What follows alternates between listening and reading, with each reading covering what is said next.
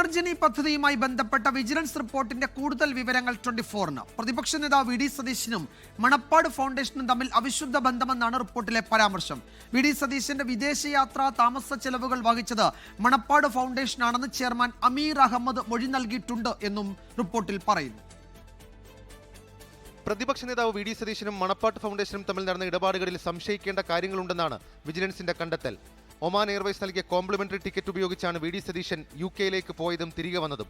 Manappattu foundation chairman അമീർ അഹമ്മദാണ് സതീശന് വേണ്ടി complementary ticket തരപ്പെടുത്തിയത്.